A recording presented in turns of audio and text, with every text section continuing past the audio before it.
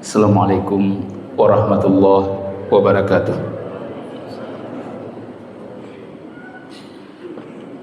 Innal hamdalillah nahmaduhu wa nasta'inuhu wa nastaghfiruh wa na'udzu billahi min shururi anfusina wa min sayyiati a'malina. May yahdihillahu fala mudilla lahu wa may yudlilhu fala hadiya lahu. Asyhadu an la ilaha illallah wahdahu la syarika lah wa asyhadu anna Muhammadan abduhu wa rasuluh la nabiyya wa la rasula ba'dah. Allahumma salli wa sallim ala nabiyyina Muhammad wa ala alihi wa ashabihi wa man tabi'ahum bi ihsanin ila yaumiddin wa ba'd. Jamaah salat maghrib yang dimuliakan oleh Allah Subhanahu wa taala, insyaallah di kesempatan ini kita akan kembali melanjutkan untuk membaca tafsir dari surah Al-Ahqaf. Para hadirin yang dimuliakan oleh Allah Subhanahu wa taala, di pertemuan terakhir kita telah membacakan ayat-ayat berkaitan dengan kenikmatan yang diberikan oleh Allah Subhanahu wa taala kepada kita. Dimulai dari proses pertama sekali orang tua kita mengandung kita di dalam perut ibu kita. Allah Subhanahu wa taala telah memberikan kenikmatan-kenikmatan kepada kita, sampai Allah Subhanahu wa taala menyebut ketika umur kita itu berumur 40 tahun. Itu masa kematangan seseorang, kesempurnaan akal, kesempurnaan fisik, dan kesempurnaan cara berfikir. Dan Allah Subhanahu wa taala juga di ayat yang terakhir kita bacakan pada pertemuan sebelumnya, itu Allah Subhanahu wa taala memberikan cukup banyak kenikmatan-kenikmatan yang dapat kita rasakan di kehidupan dunia. Allah Subhanahu wa taala mengatakan, "Adhabtum thayyibatikum fi hayatikumud dunya wastamta'tum biha." Itu Allah Subhanahu wa taala menyebutkan, kamu telah menghabiskan rezeki-rezeki yang terbaik yang kami berikan kepada kamu. Ya, ini seluruhnya jamaah yang dimuliakan oleh Allah Subhanahu wa taala berupa targhib dari Allah Subhanahu wa taala supaya kita mau untuk tunduk dan patuh kepada perintahnya. Dan ini metode Al-Quran ketika Allah Subhanahu wa taala menurunkannya, metode Rasulullah sallallahu alaihi wasallam ketika menyampaikan dakwah, dan itu juga metode yang harus kita anut hari ini ketika mengemban dakwah syariat ini, yaitu metode targhib wa tarhib. Nah, ini sangat penting kita pahami jamaah yang dimuliakan oleh Allah. Di dalam dakwah ataupun di dalam ayat-ayat Al-Quran itu seluruhnya berputar kepada dua ini, targhib wa tarhib.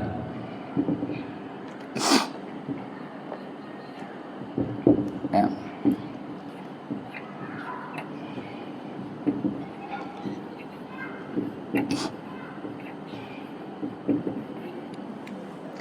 Targhib ini pemberian motivasi dari Allah Subhanahu wa taala. Allah ingin mengingatkan kita cukup banyak nikmat yang diberikan oleh Allah, dan Allah Subhanahu wa taala juga ingin mengingatkan kita bahwasanya Allah Subhanahu wa taala itu Maha Pengampun, dan Allah Subhanahu wa taala telah menyiapkan kepada kita surga yang sangat agung di kehidupan akhirat, dan itu melampaui seluruh nikmat-nikmat yang diberikan di dunia. Ya, ini dinamakan dengan tarhib. Kemudian tarhib ini rasa takut yang diberikan oleh Allah Subhanahu wa taala berupa ancaman. Ya, Allah Subhanahu wa taala di dalam Al-Qur'an itu cukup banyak ayat-ayat yang mengancam ketika hamba yang telah diberikan nikmat oleh Allah itu tidak mau tunduk dan patuh kepadanya.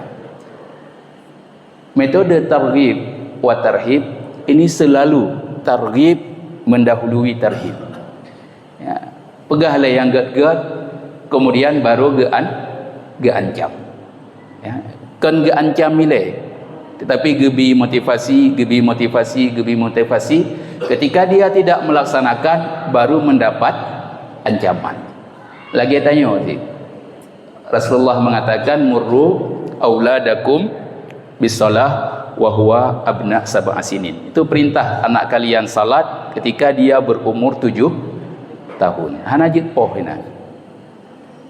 Perintah le. Perno disampaikan kenapa harus salat, disampaikan.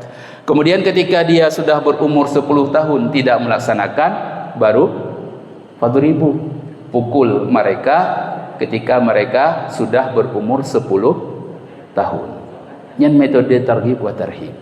Ya, bila motivasi, ketika tidak dilaksanakan baru datang ancaman. Ya, hana je ancaman laju. Tidak boleh ada hukuman langsung.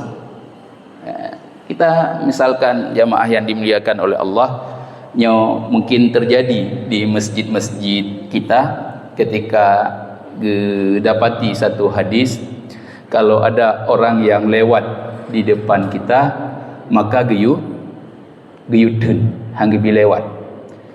Meya dia tetap ingin lewat, geyu singgung dari Rasulullah sallallahu alaihi wasallam. Gitulah. Ya. Tanya baru tadi hadisnya. Kemudian tak sembahyang lewat anik mit. Iplung dak ke dayo. Adanya jaro dayo, anik mit. Ini metode yang salah dalam dakwah. Bahkan tanya awal kita pakai tarhib ilai, hukuman ilai, belum tarhib. Padahal Ibnu Abbas beliau mengatakan ketika Rasulullah sallallahu alaihi wasallam itu salat di Mina, beliau lewat di depan orang yang salat dan tidak ada dari mereka yang melarang beliau. Tapi beliau menjelaskan ketika itu aku masih sangat kecil. Hana sodam sahabat lewat-lewat juga nikmat karena galom tak perlu, galom tabi pemahaman, galom tabi ilmu, maka dia tidak mendapati hukuman. Nah, ini metode yang digunakan di dalam syariat. Maka Allah Subhanahu wa taala ketika telah menyampaikan nikmat-nikmat yang diberikan kepada penduduk Quraisy dan mereka tetap tidak mau beriman, maka Allah Subhanahu wa taala mengalihkan kepada tarhib, baru dialihkan. Allah Subhanahu wa taala mengatakan wazkur akha ad iz anzara qaumahu bil ahqaf wa qad khalatin nuzuru min baini yadayhi wa min khalfihi alla ta'budu illallah inni akhafu alaikum azab yaumin azim. Kalau nikmat gebi, lihat nikmat ini, bagaimana ketika kalian dalam perut ibu kalian, kalau disebutkan mandu nikmat dari Allah, mantang mereka tidak patuh, maka Allah mengalihkan kepada ancaman. Allah Subhanahu wa taala mengatakan kepada Nabi Muhammad alaihi salam, wasqur akha ad, dan ingatkan mereka. Ya, sebagian diterjemahkan dan ingatlah. Hud, yang Nabi Allah Hud diangkat oleh Allah Subhanahu wa taala sebagai rasul untuk menyampaikan risalah kepada kaumnya Ad. Maka Allah Subhanahu wa taala mengatakan wazkur akha Ad, dan ingatlah Ad saudaranya, ingatlah Hud saudaranya kaum Ad. Idz anzara qaumahu bil ahqaf, yaitu ketika dia Nabi Allah Hud alaihi salam memberi peringatan kepada kaumnya di Ahqaf. Nah, Ahqaf jamaah yang dimuliakan oleh Allah, sebagaimana telah kita sampaikan. Kenapa surat ini dinamakan dengan surat Al-Ahqaf? Itu karena ketika Allah Subhanahu wa taala menceritakan tentang Nabi Allah Hud di dalam Al-Qur'an, ataupun ketika Allah Subhanahu wa taala menceritakan tentang kaum Ad, hanya di dalam surah ini Allah Subhanahu wa taala memberitahu kepada kita tempat mereka. Surat Hud nak khusus pada surat Hud. Itu cerita tentang Nabi Allah Hud bersama kaumnya. Tapi Allah tidak pernah menyebut tempat mereka. Maka di dalam surah ini Allah menyebutkan tempatnya. Al-Ahqaf itu jamak dari Haqfun, yang diartikan itu pasir yang sangat tebal. Nah, maka tempat mereka itu berada di padang pasir.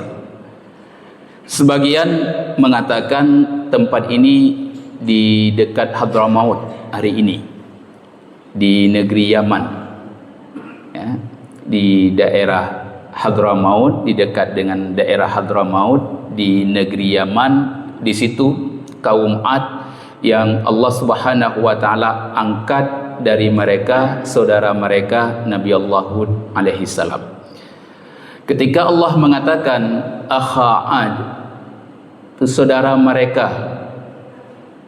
Nabi Hud diangkat oleh Allah dan berupa saudara dari kaum Ad, yaitu orang yang sangat mereka cintai, sebagaimana Rasulullah sallallahu alaihi wasallam. Rasulullah sebelum diangkat menjadi rasul itu dipuja-puja oleh orang Quraisy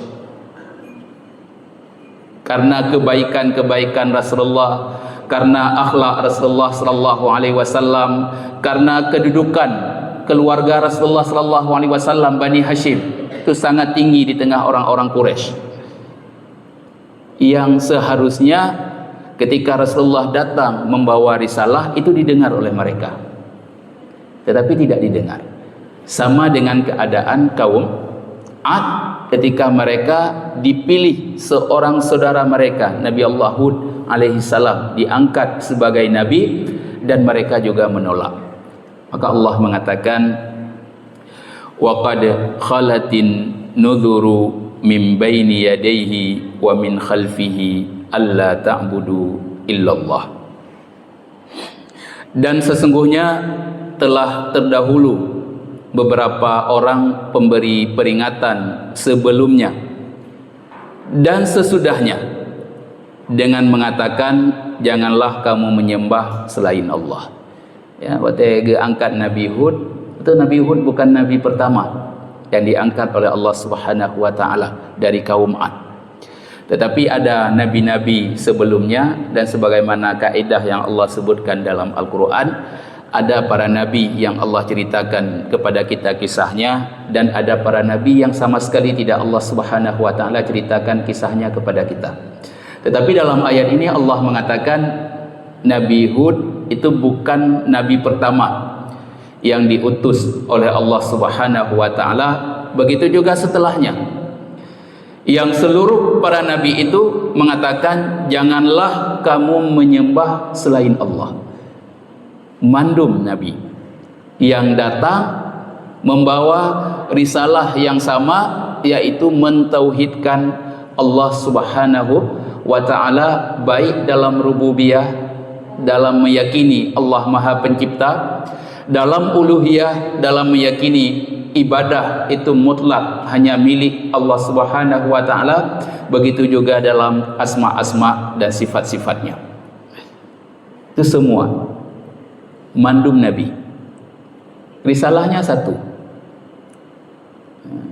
Maka Rasulullah sallallahu alaihi wasallam itu mengatakan nahnu ma'syaral anbiya bi ummin wahid. Itu kami para min abin wahid, itu kami para nabi itu seluruhnya memiliki ayah yang satu, yaitu syariat yang satu yang mentauhidkan Allah Subhanahu wa ta'ala. Lalu mengatakan inni akhafu alaikum azaba yaumin azim. Itu aku takut, mengkhawatirkan Allah Subhanahu wa ta'ala akan memberikan kepada kalian azab yang sangat besar. Jamaah yang dimuliakan oleh Allah Subhanahu wa ta'ala, kekufuran kaum Ad kepada Allah itu sama seperti orang Quraisy. Orang Quraisy melihat mereka memiliki kedudukan dari bangsa Arab, mandum bangsa Arab yang paling mulia orang Quraisy. Mereka memiliki harta. Kita sudah menyebutkan di dalam penafsiran pertama dari surah Al-Ahqaf, ketika ada orang-orang yang miskin datang beriman kepada Allah Subhanahu wa taala, mengikuti apa yang dibawa oleh Rasul, mereka mengatakan kalau seandainya ada kebaikan maka kami yang akan mengikuti pertama. Karena kedudukan orang Quraisy, harta mereka banyak, kemudian mereka disegani, ya. Kemudian orang-orang akan datang ke tempat mereka untuk melaksanakan ibadah haji seluruhnya. Karena kesombongan yang dimiliki oleh orang Quraisy. Padahal ketika Allah Subhanahu wa taala menceritakan tentang kaum Ad, kesombongan yang dimiliki oleh orang Quraisy itu tidak ada apa-apanya dibandingkan dengan yang dimiliki oleh kaum Ad. Ya, kaum Ad itu diberikan kekuatan oleh Allah Subhanahu wa taala yang tidak pernah diberikan kepada kaum manapun, baik sebelum mereka dan sesudah mereka. Hanali orang yang paling carang sebagaimana carangnya kaum Ad. Hanali orang yang paling kuat sebagaimana kuatnya kaum Ad. Mereka memiliki segala kelebihan yang mungkin kita bisa melihat jamaah yang dimuliakan oleh Allah Subhanahu wa taala, peninggalan-peninggalan orang-orang terdahulu yang mungkin uronyo tanya cuma jitakkeun keajaiban dunia. Yang hak iktimingan akaidnya bagaimana mereka bisa melakukan ketika itu. Ya, itu kelebihan yang dimiliki oleh kaum Ad. Harta mereka menyertai orangnya melomba-lomba mungkin membuat bangunan yang paling tinggi. Kaum Ad bahkan mereka membuat bangunan yang tinggi yang sebenarnya tidak mereka butuhkan. Si pegat-pegat gedor kan, menan truk harta baru pegat bangunan maya, truk harta pegat bangunan maya, truk harta pegat bangunan maya. Hana perle padahal. Coba nanti itu disebutkan oleh Allah Subhanahu wa taala dalam surat Hud. Itu kelebihan mereka ketika dibandingkan dengan orang-orang Quraisy itu tidak ada apa-apanya. Tetapi mereka orang Quraisy itu menyombongkan diri. Kenapa Allah Subhanahu wa taala, jamaah yang dimuliakan oleh Allah, memilih kaum Ad diceritakan? Karena orang Quraisy itu memiliki kebiasaan mereka akan berpergian ke Yaman ataupun mereka akan berpergian ke Syam. Ya, yang Allah sebutkan dalam surah Al-Quraisy, li'ila fi Quraisy. Ya, mereka pergi ke Yaman, mereka pergi ke Syam. Maka ketika mereka pergi ke Yaman, mereka akan mendapati cerita tentang kaum Ad, bagaimana Allah binasakan mereka. Nanti di penghujung kisah ini Allah Subhanahu wa taala menyebutkan kaum-kaum lainnya, yaitu yang mereka dapati ketika mereka berpergian ke arah Syam. Maka para hadirin jamaah yang dimuliakan oleh Allah Subhanahu wa taala, apa yang dijawab oleh kaum Ad itu sama seperti yang dijawab oleh orang-orang Quraisy ketika Rasulullah sallallahu alaihi wasallam membawa risalah ini. Mereka mengatakan qalu, mereka menjawab, ajitana lita'fikana an alihatina fa'tina bima ta'iduna in kunta minas shadiqin. Ya, apakah kamu datang kepada kami untuk memalingkan kami dari Tuhan-Tuhan kami? Apa don truk nonya apa pisah kamu dengan Tuhan kamu? Memang na azab Allah. Maka mereka mengatakan fatina bima ta'iduna, datangkan azab itu kepada kami, apa yang engkau janjikan kepada kami. In kunta minas shadiqin, apabila engkau berlaku jujur. Ini coba jamaah yang dimuliakan oleh Allah, kita sudah menyampaikan di pertemuan sebelumnya, Rasulullah sallallahu alaihi wasallam itu ketika membawa risalah ini, Rasulullah sallallahu alaihi wasallam membawa risalah ini tanpa melebihkan sedikit pun dan tanpa mengurangi sedikit pun. Ya, betul-betul sempurna gebali Rasulullah sallallahu alaihi wasallam. Ketika mereka mengolok-olok Rasulullah sallallahu alaihi wasallam mengatakan Quran ini buatannya Rasulullah sallallahu alaihi wasallam, Maka Rasulullah SAW mengatakan, aku tidak berani berbohong atas nama Tuhanku. Begitu juga dengan Nabi Allah Hud alaihissalam. Ya, ketika dikatakan, kalau begitu datangkan azab kepada kami, apa yang engkau janjikan? Nabi Hud mengatakan, sebagaimana Allah sebutkan kepada kita, qala, ia berkata, yaitu Hud alaihissalam, innamal ilmu indallah wa uballighukum ma ursiltu bihi walakinni arakum qauman tajhalun. Itu Nabi Hud mengatakan kepada kaumnya, sesungguhnya pengetahuan tentang itu, yaitu tentang azab, itu hanya milik Allah. Ya, ana lebih membacut ni ubina yang gedepu, ubina yang giyu sampaikan, itu yang disampaikan oleh para nabi. Ya, hana getamah membacut, munya hana gedepu kepada hana gedepu. Ya, itu yang dimiliki sifat tawadhu, sifat rendah hati yang dimiliki oleh para nabi. Ya, tanya mungkin orangnya tak tepu secret, tak pegah 2 krek, bahkan lebih. Ya, mereka tidak. Maka mereka mengatakan, Nabi Allah Hud alaihissalam, begitu juga Rasulullah yang di permulaan surah Al-Ahqaf ini telah kita ceritakan, hanya mengatakan wa uballighukum ma ursiltu bihi. Aku hanya menyampaikan kepada kalian apa yang diperintahkan aku untuk menyampaikannya. Hana lebih. Mia Allah gepegah, mia hana patuh gepetren azab, makanya antara pajan gepetren terserah Allah. Nya hana urusan lu. Maka Nabi Hud kemudian mengatakan, walakinni arakum qauman tajhalun. Tetapi aku melihat kamu ataupun kalian adalah kaum yang bodoh. Ya, kalagenyan buno Hud alaihi salam, saudara mereka, orang yang mereka sayangi, kemudian datang mengingatkan mereka, tetapi mereka tidak mau tunduk dan patuh kepada apa yang disampaikan olehnya.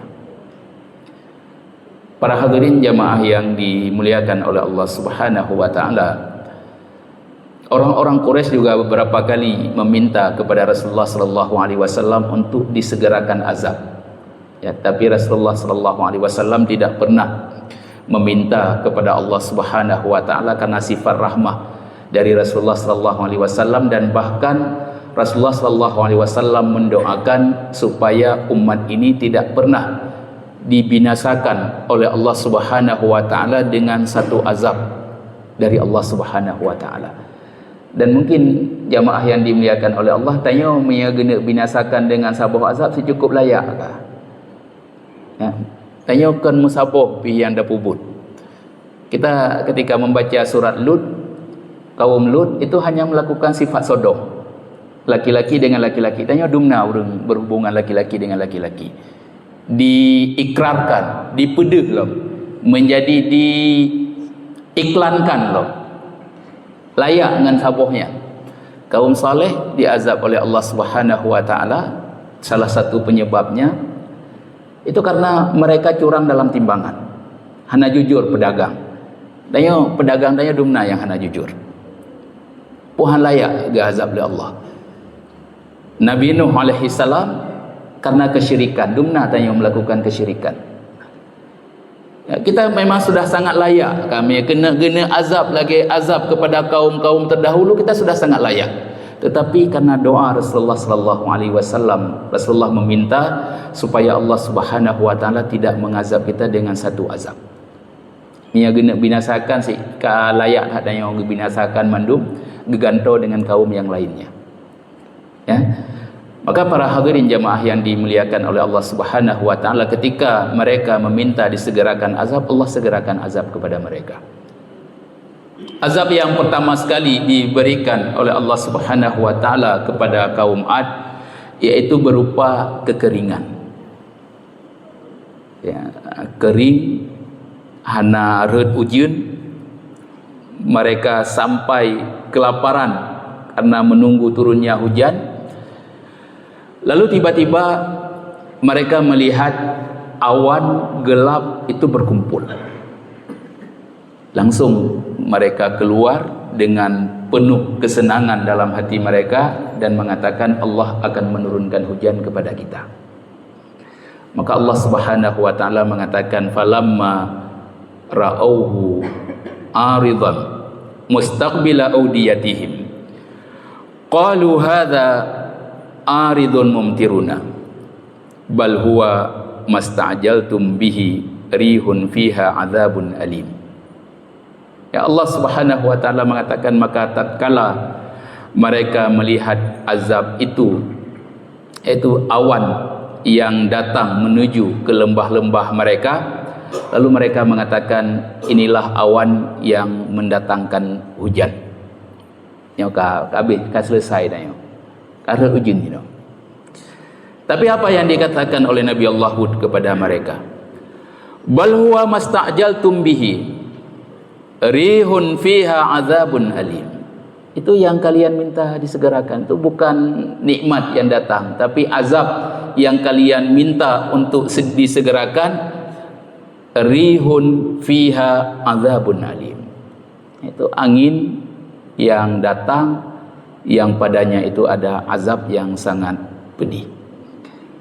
Para hadirin jamaah yang dimuliakan oleh Allah Subhanahu wa taala, ini yang dipahami oleh Rasulullah sallallahu alaihi wasallam, dan mungkin kita sering menyampaikan ketika terjadi fenomena alam, bagi tanyo orang yang beriman itu tidak melihat hanya sebagai fenomena alam ataupun perubahan cuaca hana tanyo. Orang yang beriman itu selalu mengaitkan dengan keadaan yang Allah Subhanahu wa taala timpakan kepada orang-orang terdahulu. Rasulullah sallallahu alaihi wasallam ketika beliau melihat awan yang berkumpul, metayo dakalan kaitam langit yang tenang dia. Oma karut ujud. Bagi tanyo yang mungkin hana ada padi ataupun yang lainnya. Ya, Oma karut ujud. Atau tanyo dengar semula senang dah Oma karut ujud. Yang apa yang dilakukan? Padahal itu sama seperti yang dilakukan oleh kaum Ad. Tapi Rasulullah sallallahu alaihi wasallam ketika melihat awan hitam yang berkumpul, beliau sangat takut. Ya, Rasulullah sallallahu alaihi wasallam sampai Aisyah Ummul Mukminin radhiyallahu anha datang bertanya kepada Rasulullah sallallahu alaihi wasallam, mereka para sahabatmu sangat bersenang-senang ketika melihat awan yang berkumpul, tetapi kenapa engkau cemas? Rasulullah sallallahu alaihi wasallam mengatakan, aku sangat takut ditimpakan apa yang ditimpakan kepada kaum Ad.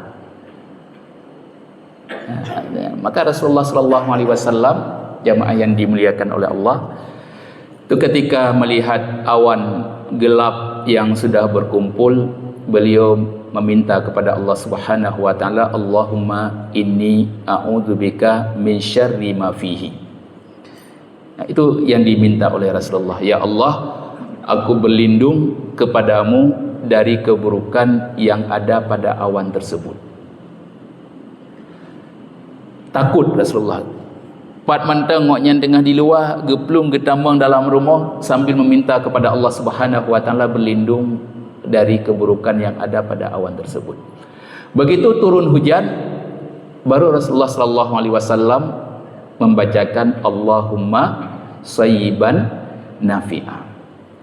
Baru senang loh Rasulullah sallallahu alaihi wasallam, dan Rasulullah sallallahu alaihi wasallam mengatakan Allahumma sayyiban nafi'a.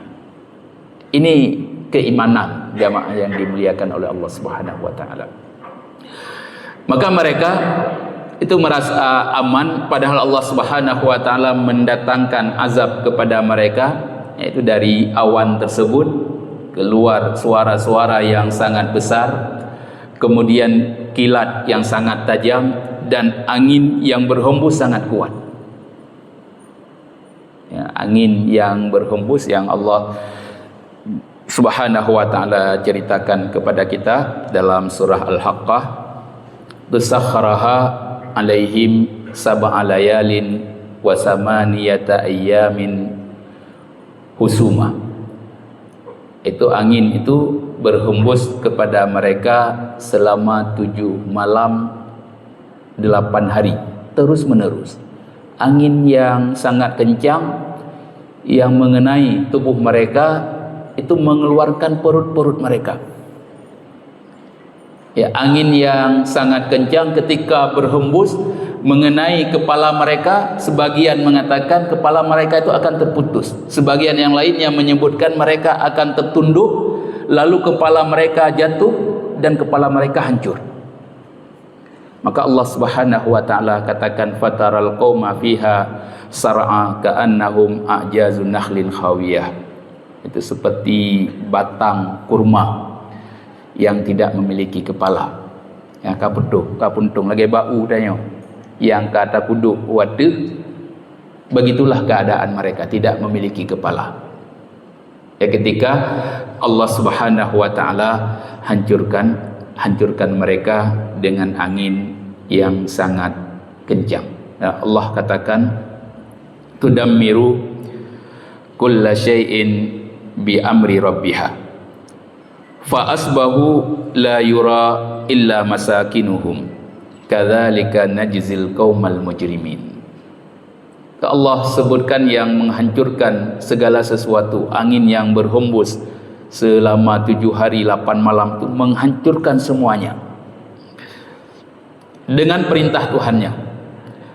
Maka jadilah mereka tidak ada yang kelihatan lagi kecuali hanya bekas-bekas tempat tinggal mereka. Ya, mandum ditinggalkan kepada kita supaya tanya jid akalan dengan mata. Jid tak lihat, kita bisa melihat bagaimana Allah Subhanahu wa taala membinasakan kaum-kaum terdahulu. Maka Allah mengatakan kadzalika najzil qaumal mujrimin. Demikianlah kami memberi balasan kepada kaum yang berdosa.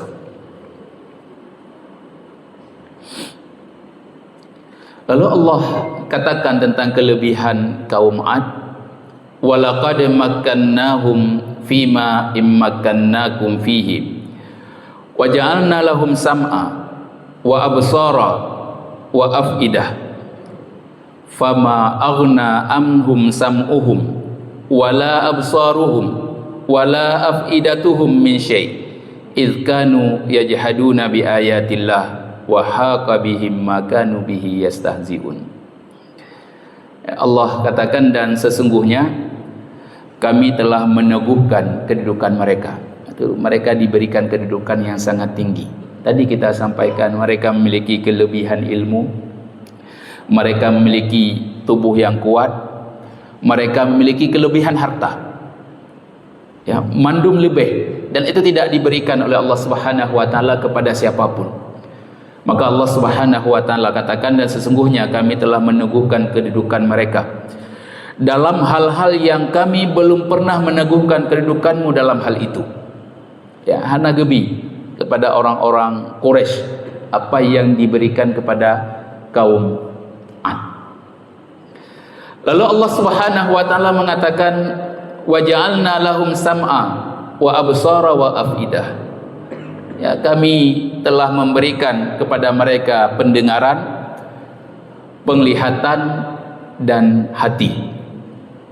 Fama aghna anhum sam'uhum wala absaruhum wala af'idatuhum min syai'. Tapi tidak ada manfaat. Ya, mereka pendengaran tidak ada manfaat, penglihatan mereka tidak ada manfaat, hati mereka juga tidak ada manfaat. Maka jamaah yang dimuliakan oleh Allah Subhanahu wa taala, apa yang diberikan kepada kaum 'Ad, sebagian dari itu diberikan kepada kita. Tanya merempok. Kita diberikan samaan, telinga, absar diberikan mata, afidah diberikan hati. Tetapi ketika itu seluruhnya tidak bermanfaat, maka sama dengan keadaan kaum 'Ad. Kawate gebi, bunong gebi, telinga, mata, hati. Kemudian kita ditambahkan harta oleh Allah. Itu menjadi kita sombong. Hana manfaat. Tanya gebi telinga, mata, hati diberikan kedudukan oleh Allah, membuat kita zalim, tidak ada manfaat. Yang tinggal preh mantang masa kebinasaan. Tapi sebagaimana kita sampaikan tadi, Rasulullah sallallahu alaihi wasallam telah meminta, ya Allah Subhanahu wa taala menanggung azab kita itu di kehidupan akhirat. Ya, hana manfaat ketika hati kita, mata, telinga itu tidak bisa kita gunakan untuk membawa kita kepada jalan Allah Subhanahu wa taala. Ya, hana manfaat. Maka harus benar-benar kenikmatan yang diberikan oleh Allah Subhanahu wa taala ini kita gunakan dengan sebaik mungkin. Bejit dah kalen ayat-ayat Allah, bejit dah dengar ayat-ayat Allah, dan hati kita itu menjadi hati yang bersih, yang masih bisa membedakan di antara yang hak dan yang batil. Kajamaah yang dimuliakan oleh Allah, menyeati kamati nyan hanali. Nyatanya sebagaimana telah kita sampaikan, orang awam dan yang mandum. Ya, mungkin hukum hana ada depu dan yang lihat hukum-hukum syariatnya hana ada depu. Tetapi ketika hati kita bersih, itu bisa membedakan geruk. Kadang ada yang hana ada depu dalil, hana ada depu hukum, tapi ada depu put hati dan yang merasa hana nyaman, berarti itu keburukan. Nyan dah gaya main ni. Yang dah kerja bahkan tu hana dah depu tentang sogok, tapi oh hijau beino ni hijau intik mantang. Yang berarti sogok ya. Yang harum dah depu je. Si kahibi lati dah yo. Maka Rasulullah ketika ditanyakan, Rasulullah coba sampaikan kepada kami tentang kebaikan dan keburukan. Rasulullah mengatakan istafti qalbak, coba tanya hatimu. Hati kita itu mengetahui. Ya, ketika kita sudah melihat, sudah mendengar, yang memutuskan adalah hati kita. Hati kita tidak tenang, al-ismu ma haka fi nafsika wa karihta an yatali'a alaihin nas. Rasulullah mengatakan dosa adalah sesuatu yang membuat kamu tidak tenang dan kamu merasa malu ketika orang lain melihat engkau. Nyan ka dosa aja. Tapi miya ati hana udip, ayo dak kalan tak ubun maksud biasa mentang nayo hana sabu bi. Ya, seharusnya Rasulullah mengatakan marra'a minkum mungkaran falyughayyirhu biyadihi fa illam yastati' fa bilisanihi fa illam yastati' fa biqalbihi wa dzalika adhaful iman. Apabila salah seorang dari kalian melihat kemungkaran, maka hendaklah dia mencegah dengan tangannya, dengan kekuatan bagi pemimpin, ataupun dia tidak mampu dengan lisannya, ataupun dia tidak mampu dengan hatinya. Hati mentang degi ke kalau mampu ipubut lagi ya. Dan Rasulullah mengatakan wa dzalika adhaful iman. Itu selemah-lemah iman. Imiya kahanali kabe. Tak kalan maksud biasa mentang si zamannya hana pun tak pegah, memang menan. Nyan itu bi abah danyo. Sekurang-kurangnya kita harus membenci keburukan-keburukan yang dilakukan, kezaliman-kezaliman yang nampak di depan mata kita, yang dipraktekkan hari ini. Itu bukti hati kita masih bersih kepada Allah Subhanahu wa taala. Maka Allah mengatakan idz kanu yajhaduna bi ayatillah wa haqa bihim ma kanu bihi yastahziun. Karena mereka itu selalu mengingkari ayat-ayat Allah Subhanahu wa taala, dan mereka telah diliputi oleh siksa yang dahulu selalu mereka memperolok-olokkannya. Itu diberikan oleh Allah Subhanahu wa taala apa yang mereka inginkan.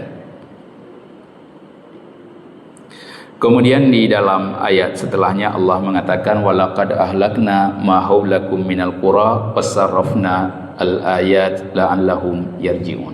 Dan sesungguhnya kami telah membinasakan negeri-negeri di sekitarmu, dan kami telah mendatangkan tanda-tanda kebesaran kami berulang-ulang agar mereka kembali bertaubat kepada Allah Subhanahu wa taala. Kali kaum Ad tadi di Yaman, kemudian kaum Nabi Saleh Madian, kaum Samud juga dibinasakan oleh Allah. Itu di perjalanan mereka ketika mereka menuju ke Syam. Ya, di Wada'ijak Usyam orang Quraisy, mereka bisa melihat kaum Nabi Saleh bagaimana dibinasakan oleh Allah Subhanahu wa taala. Begitu juga kaum Samud bagaimana dibinasakan oleh Allah. Kemudian ketika mereka ke Yaman, mereka bisa melihat bukan hanya kaum Ad yang dibinasakan oleh Allah, dan Allah mengatakan cukup banyak sudah kami binasakan dan kami menampakkan bagaimana keagungan Allah Subhanahu wa taala supaya kita kembali bertaubat kepadanya. Lalu Allah katakan wa isarrafna ilaika, lalu Allah katakan falaula nasarahumul ladzina ittakhadhu min dunillahi qurbanan aliha bal dhallu anhum wa dzalika ifkuhum wa ma kanu yaftarun. Allah mengatakan, maka mengapa yang mereka sembah selain Allah sebagai Tuhan untuk mendekatkan diri kepada Allah Subhanahu wa taala tidak dapat menolong mereka. Ya, hanya tidak ada yang mampu menolong, bahkan Tuhan-Tuhan itu lenyap dari mereka. Itulah akibat kebohongan mereka dan apa yang dahulu mereka ada-adakan. Jamaah yang dimuliakan oleh Allah Subhanahu wa taala, ini bagian terakhir dari kisah kaum Ad yang diceritakan oleh Allah Subhanahu wa taala di dalam surah ini. Itu Allah Subhanahu wa taala ketika binasakan mereka, itu mereka telah jatuh ke dalam kesyirikan, dan itu kesyirikan yang kedua terjadi di muka bumi ini setelah kesyirikan pertama itu dilakukan oleh kaum Nabi Nuh alaihi salam dan Allah binasakan. Kemudian setelahnya keturunan Nuh yang pertama sekali kembali melakukan kesyirikan adalah kaum Ad, dan Allah Subhanahu wa taala binasakan mereka. Maka sudah seharusnya kita hanya beribadah kepada Allah Subhanahu wa taala, Allah yang memberikan pertolongan dan Allah Subhanahu wa taala yang akan menolong kita dalam seluruh kesulitan-kesulitan yang kita hadapi di kehidupan dunia ini. Wallahu taala alam. Mungkin ada yang ingin ditambahkan ataupun ingin ditanyakan.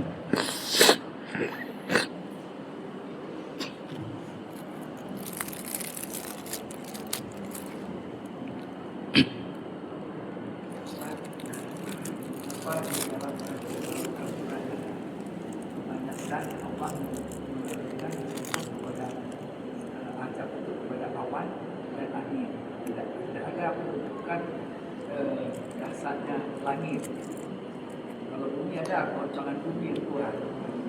Kalau angin yang ada bumi tapi kita meninggal. Jadi itu ada contoh dikasihkan Allah. Kepada langit tidak. Ini kenapa? Kenapa Tuhan tidak mengatakan? Nah, karena wallahu alam, ya, karena langit itu tidak, Allah Subhanahu wa taala tidak mendatangkan azab dengan langit. Ya, tidak ada. Nah, mungkin langit datang azab itu sudah selesai. Maka ketika Allah Subhanahu wa taala menceritakan tentang kiamat nanti, Allah Subhanahu wa taala selalu mengaitkannya dengan langit. Ya, kalau tentang kiamat itu langit. Kenapa? Karena sudah selesai kehidupan. Kabeh langit karut kena selesai. Tapi kita hari ini melihat langit itu sebagai keagungan Allah Subhanahu wa taala. Ya, bagaimana kokohnya langit, bagaimana tingginya langit, dan bagaimana Allah Subhanahu wa taala menjadikan langit itu tanpa tiang. Maka ketika Allah nanti bercerita tentang kiamat, semua ayat dalam Al-Qur'an itu Allah selalu mengaitkannya dengan langit. Kehancuranlah langit. Sedangkan azab tidak. Ya, azab tidak ada satupun yang Allah Subhanahu wa taala, misalkan Allah jatuhkan langit, itu tidak ada. Ya, kecuali angin, awan yang mendatangkan air ataupun mendatangkan angin. Kemudian begitu juga di sisi lain dengan bumi yang digoncangkan oleh Allah ataupun lautan yang meluap. Nah, wallahu a'lam. Tapi tentang kiamat nanti semuanya dengan langit. Baik, kita tutup dengan doa kafaratul majlis. Subhanakallahumma bihamdik, asyhadu an la ilaha illa anta, astaghfiruka wa atubu ilaik. Assalamualaikum warahmatullahi wabarakatuh.